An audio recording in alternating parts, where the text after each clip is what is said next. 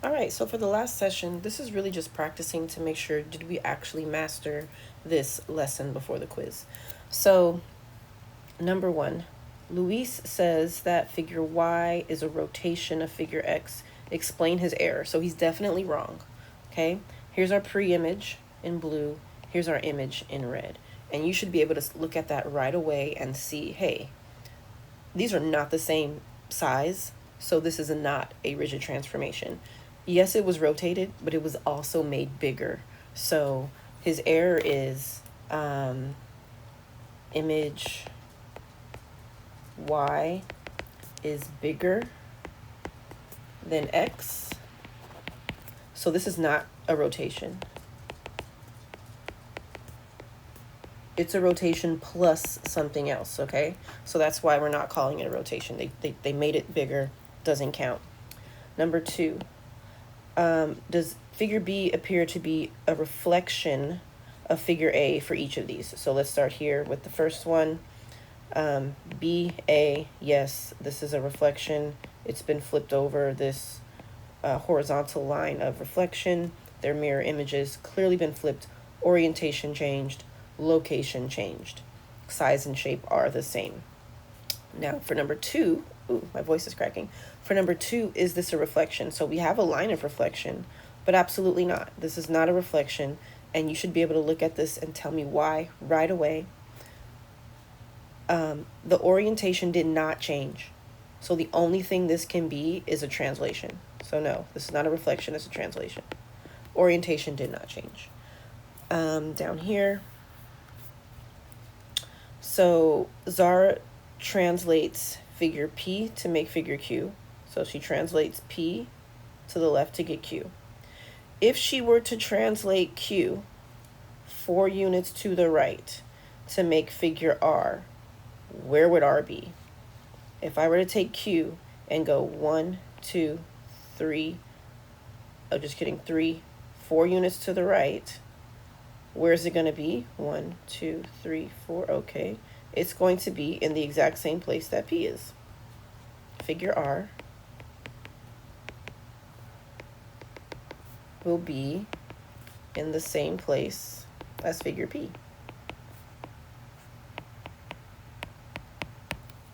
Next page. Which figures appear to be rigid transformations of figure C, meaning they're the same size and the same shape? And let's just go ahead and label them. So one's going to be the rotation, one's going to be the reflection, and one's going to be the translation. So let's start with translation. That's the easiest one because the orientation doesn't change. So if I just take this and slide it, well, this is out. It's too small. This is out, different shape. So I have 1, 2, 3 shapes.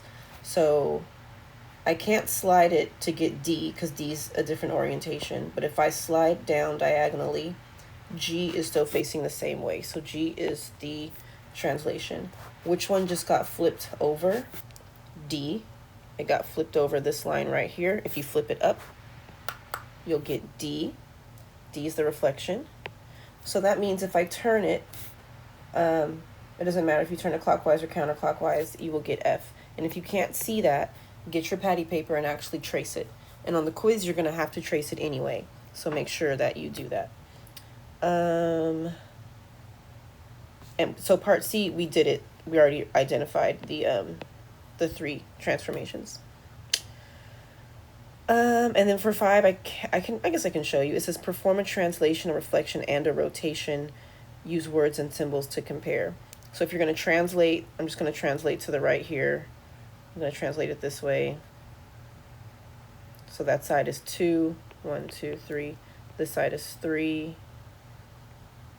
So that's my translation. You're going to use a ruler and, make it great. If I were to flip it, it would look like this. So that's my reflection. No, that's wrong. It's completely wrong. Let's do this the correct way.